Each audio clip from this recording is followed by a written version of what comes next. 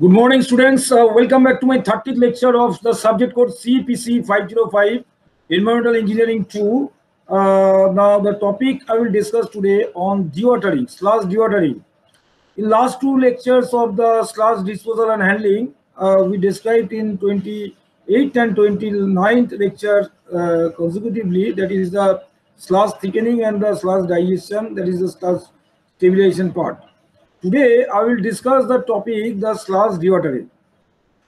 Now, the digested sewage sludge is usually dewatered before disposal for further processing. Although we have done the, I mean to say the sludge thickening, we have done the sludge digestion, and it was also not, it is optional but not mandatory, but it is generally followed before the dewatering, the sludge conditioning for better characteristics, for producing the better characteristics of the sludge for the dewatering process. And the white dewatering, because whatever has been done, the sludge thickening process and the sludge uh, digestion process, still there is a viscosity, fluidity flow, fluidity of the sludge. So some water moisture is there. So that's why the dewatering of final stage process for the disposal, that is the dewatering, is very essential, because for handling and for convenient handling disposal of the sludge to the land or sea water. And after dewatering, it will be acted as a solid disposal. So digested sewage solid is usually dewatered before disposal of further processing. Now, the dewatered sludge can be handled as a solid material, as I have told you, even though it still contains a significant amount of water after as much as 70%. So that's why the dewatering is very required. And what is the standard process? We are dewatered in the sludge drying beds because it requires the land area. The sand is laid on the land, supported by the gravel, and the draining process there I will definitely discuss in details. Plus, sludge drying provides the most simplest and popular method, rather I would say, for the dewatering of the sludge before the sludge disposal. And it requires the large land footprint, that means the large land area it requires, and it faces other alternatives like centrifuges or other mechanical dewatering systems are used for sludge dewatering. But these the mechanical systems which I am calling as a centrifuges, or the spin or the screw system, that has already been discussed in the sludge sludge thickening process. That is also part of the reducing of the water in the sludge. So no more detailed discussion will be taken place, or the mechanical part of the equipment will be mostly stressed for the sludge drying wetting in the under the area of the sludge dewatering. Now, centrifuges and belt filter presses are some of the most popular dewatering methods in municipal wastewater treatment plants due to their good performance and cost efficiency. Their performance obviously is good and cost efficiency will be good. The centrifuges and belt filter presses are some of the most important popular dewatering methods. Now, the chamber filter presses or screw processes are relatively expensive compared to other processes. That's why they are not used they are used mostly in the industrial application, not in the municipal solid waste, municipal sludge. Why? Because of effectiveness, because of increased expensive cost for the case of the filter, for the case of the screw presses. So generally these are the used for the industrial application, the screw presses. Fine.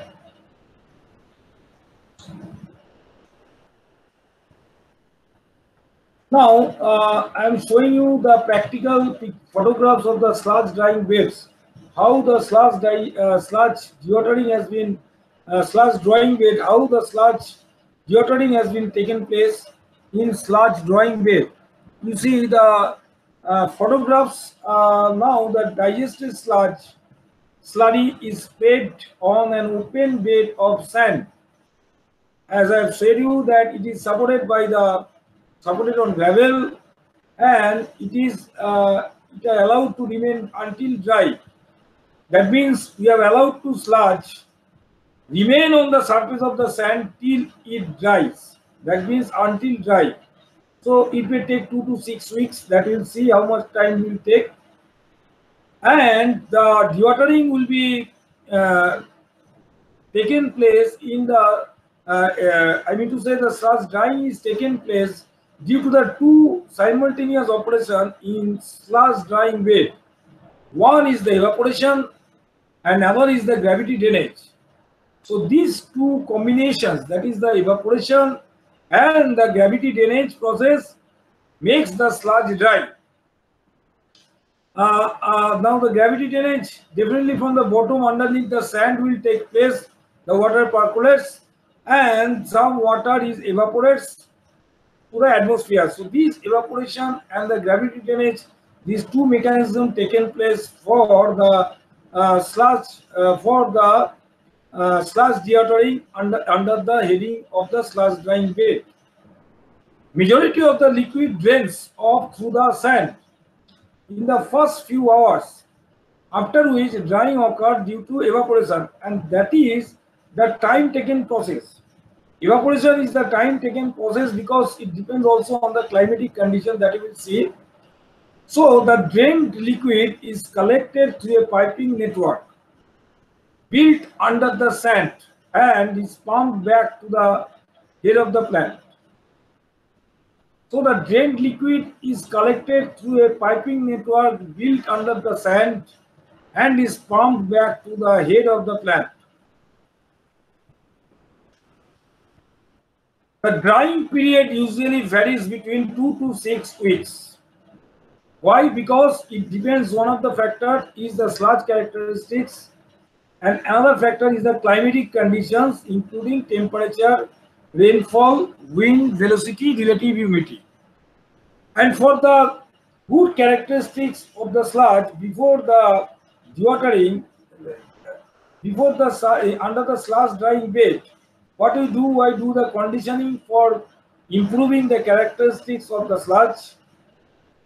But climatic condition, how it will affect, because if it is a rainfall, because it is open area, we are laying the sludge on the sand bed. So again, rainfall means again water is added, we have to remove from the sand, so time will be taken. Now, if you are talking for the colder area, then in the temperature cold region, the evaporation will take place. It will take time to take. Whereas in the humid, in the warm temperature, the evaporation will be in rapidly. Similarly, for relative humidity, humid moisture content, that evaporation it will have an effect on the evaporation, and that's why the time of evaporation will depend on the climatic condition. Now, after the drying, the sludge cake further shrinks, as it is clearly seen in the photograph how the sludge cake is formed, which is formed by further shrinks, and that shrinks, that crack, producing crack that accelerates the evaporation. So under the adverse weather condition, it may take up to 4 weeks. So generally 1 month, 15 days to 1 month is taken for sludge drying.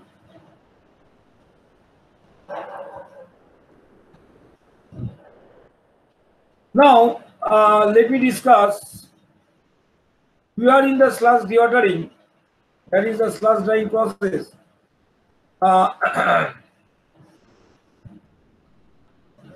Sludge drying beds. Now the sludge drying bed we have to describe, that is a sludge drying bed. The sludge dewatering is typically focused on the reduction in weight and volume of the sludge, because if we can reduce the both weight and volume of the sludge, so transportation cost for disposal of the sludge to the land or ocean, whatever it is, suitable places, will be very much less. And solid management, sludge disposal management will be conveniently taken place, so that the disposal costs including transportation are kept to a minimum. This is the objective of sludge dewatering primary focus for reducing the weight and the volume of the sludge. Now, the dewatering of the sludge increases the calorific value of the incineration of the sludge also, because if water reduces from the part of the sludge, then definitely it will gain the calorific value of insulation of sludge, and due to insulation we will get the high energy from this dewatered sludge. Dewatering of sludge reduces the probability of leachate generation of sludge, which is very problematic, the formation of leachate.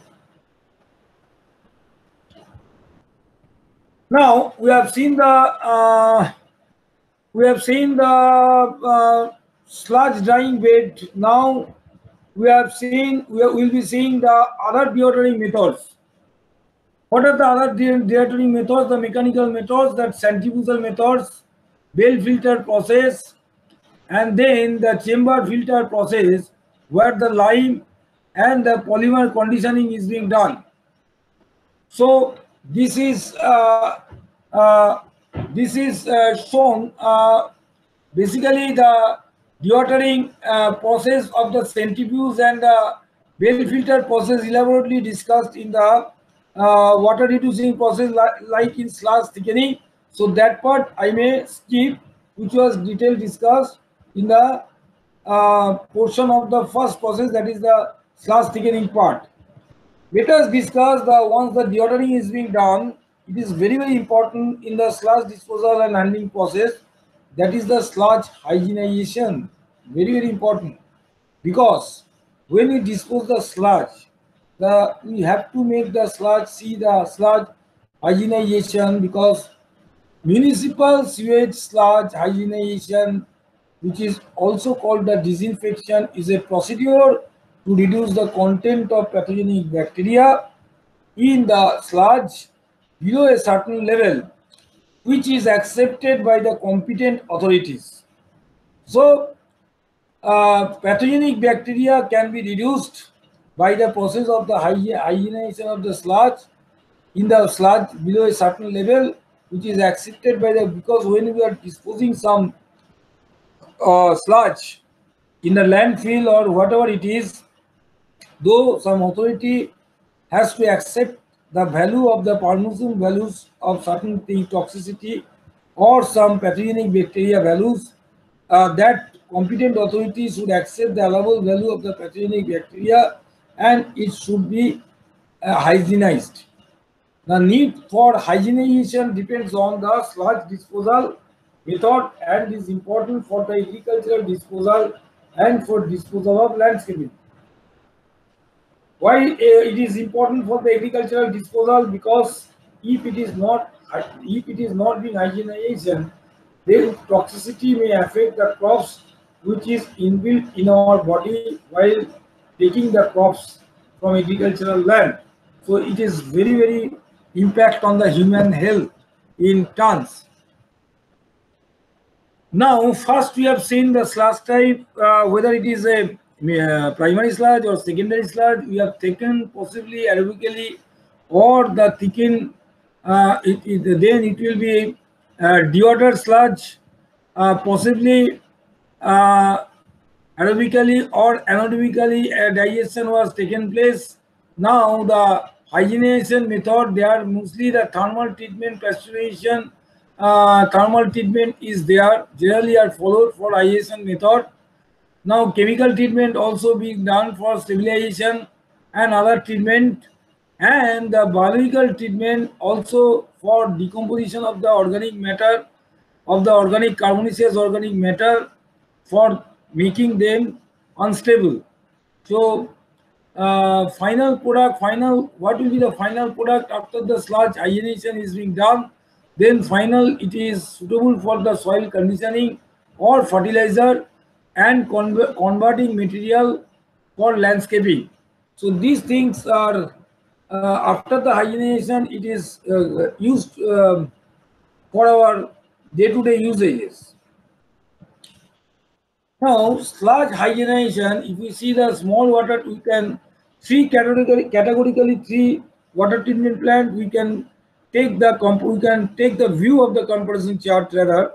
Now sludge hydrogenation, that is, if we talk for the small wastewater treatment plant, there is no need for the pasteurization and the aerobic thermophilic stabilization.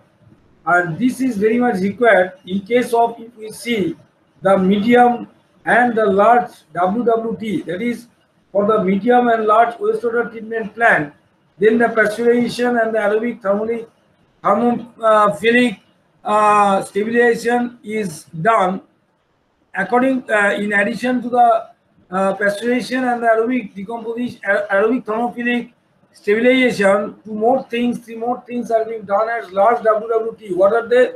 That is the thermal conditioning, anaerobic thermophilic stabilization, and the drying. Fine.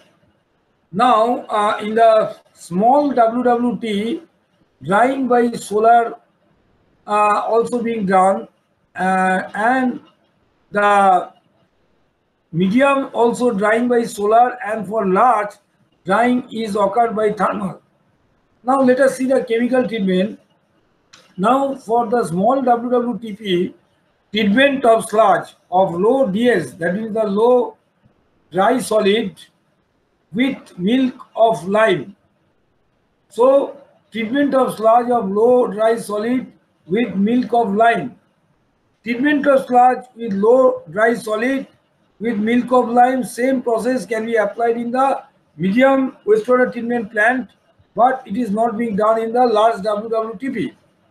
Again, if we see the medium WWTP, that is a conditioning with milk of lime in chamber filter press, and for the large WWTP, conditioning with milk of lime in chamber filter press, that is also applicable.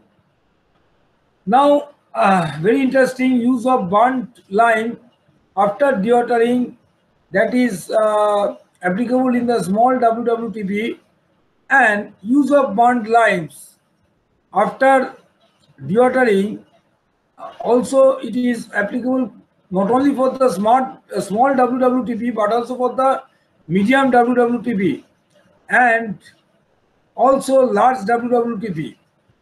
Now let us come to the biological treatment. So there are three treatments in sludge hydrogenation. One is the thermal treatment, that is the pasteurization and the aerobic thermophilic stabilization. Number two is the chemical treatment, and the third one is the biological treatment. So in the smaller wastewater treatment plant, small WWTP, composting, that is burying under the soil for biological decomposition. Composting in windows with dewatering technique, which is being followed in the small WWTP. But for the medium and large, this composting in windows with dewatering, in addition to that, composting in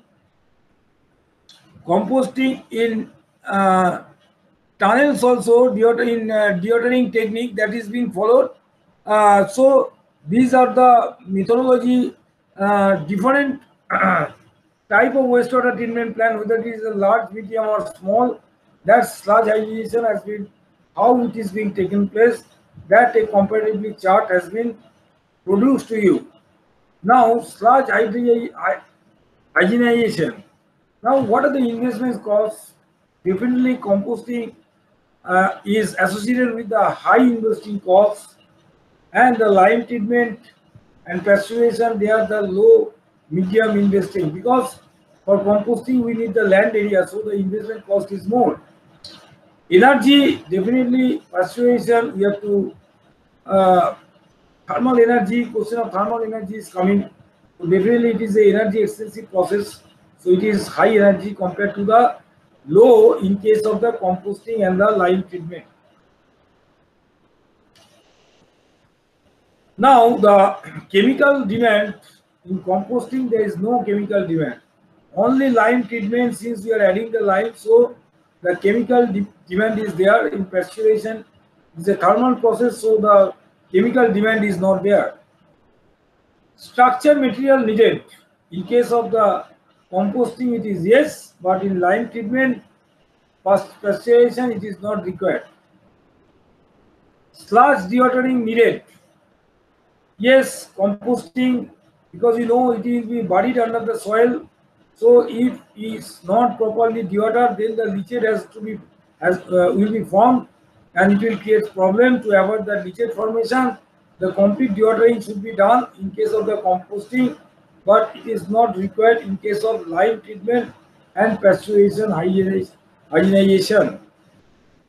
Space needed composting. Very beginning, I have told you the investment cost is high because the space land area required for composting is large. So the space needed is high compared to the low treatment, lime treatment, and the pasteurization. Now the hygienization result. Through the composting, the hygienization result is medium to good. Same thing for the lime, but the pasteurization, which is a thermal process, the hygiene result is very good. Very important I am discussing, that is the sludge incineration. Now it is possible to receive positive energy balance out of incineration and utilize the calorific value of the sludge. So we can generate the energy due to incineration and utilize the calorific value of the sludge.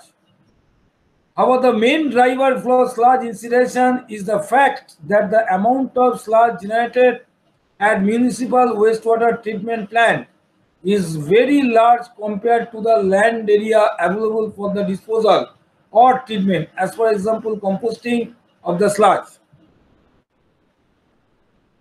Now what I am telling, the main driver for the sludge incineration is the fact that amount of sludge generated at municipal wastewater treatment plants is very large compared to the area available to the disposal of treatment. So now, due to the rapid population density, increasing population density, land is very scarce. Availability of land is a challenge to us. So the importance of the sludge incineration taking place, as because the sludge produced from the land area is very large compared to the available land in our hand. But there is a chance of air pollution, so it is to be controlled way. Is a very important consideration.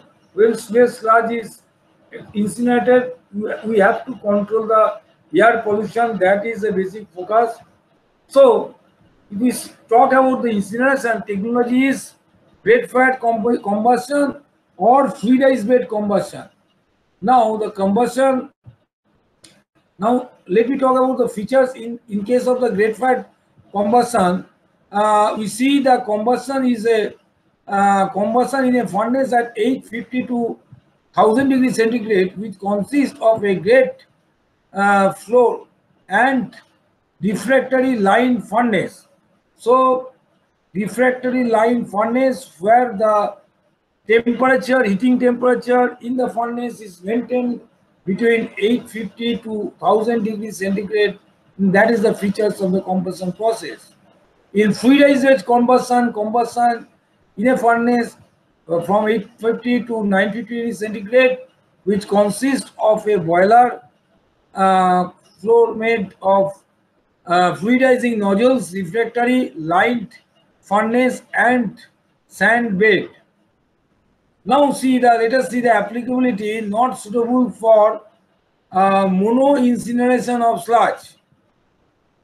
This applicability not suitable. This grate-fed combustion is not applicable for mono sludge. What do you mean by the mono sludge, and what do you mean by the co-combusting of sludge? Because mono sludge means when we are talking for the sludge, but when we are talking for the sludge and with the solid waste combustion, then we are talking for the co-combustion of sludge. So this grate-fed combustion is limitation is a constant in case of the mono incineration of the sludge, that means for single sludge. Now applicable for co-combustion of sludge, that is sludge along with the solid waste, and this share and the share of the sludge less than 20%. Fine. In case of the fluidized based combustion, it is suitable for both mono and the co-combusting of sludge. Now, what are the remarks for the incineration in case of two processes? That is for great fired combustion. The remark is obviously the investment cost will be much more in European dollar. Definitely, in both cases, the investment cost is more, which is obvious because it is a energy intensive process. Anything related with the thermal process, energy intensive process, definitely it will create some energy, which will be economical for our development, but simultaneously you have to pay the attention that the initial investment cost is more. Fine. Now the sludge incineration, it is possible to receive a positive energy balance out of incineration and utilize the calorific value of the sludge. As I told you, the output of the incineration is the calorific value of the sludge. Heat energy will be generated. It is possible to receive a positive energy balance. However, the main driver of the sludge incineration is the fact that the amount of sludge generated at municipal wastewater treatment plants is very large compared to the land area available at the disposal. So that's why we are repeatedly telling the incineration will be taken place, and it will be. I think it has been described in details in the immediately we have described. Now we have come to the conclusion part, that is the final disposal of the sludge. Now this is very important. Final disposal, ultimately where you to discharge after the treatment of the sludge, you have to dispose the sludge either in the ocean or in the land. Now the final destination of treated sludge usually in the land or oceans. Now dewatered sludge can be buried underground in a sanitary landfill or dumped to the oceans. Now, more recently, beneficial uses for dewatered sludge are ash from sludge incineration. You know, the sludge ash will be treated as a building material for preparation of the fly ash brick, for landfilling, for many other uses in the construction, civil engineering construction. So there we can recycle the waste product, that is the sludge, which is a product from the incineration. The more advanced methods of sludge or ash disposal are usually targeting to reuse the compared or digested sludge in agriculture as a fertilizer or in landscaping. Because nowadays we are talking for the fertilizer, which is obtained from the sludge, and that can be used in the agricultural land. But yes, you have to be, because phosphorus or nitrogen are there in the sludge. So phosphorus and nitrogen is a nutrient, and they'll be acted as a fertilizer to the plant. But again, it should be before spreading on the agricultural land, for making the value of the fertility of the soil, conditioning fertility of the soils. But it has to be kept in mind, my dear students, that sludge may contain the toxic industrial chemical. That means the wastewater which were coming from the industry, mostly they are containing in their sludge the toxic industrial chemicals, and that should not be spread on the land where crops are grown for human consumption. Otherwise, that toxic indirectly will go to the human consumption, which the crop we are daily taking. But it can be used for the landscaping and other usage, so care has to be taken care. So my dear students, the dewatering part and the disposal portion of the part has been covered in my present lecture, that is the 30th lecture, and in next lecture we will have some numerical example we will show.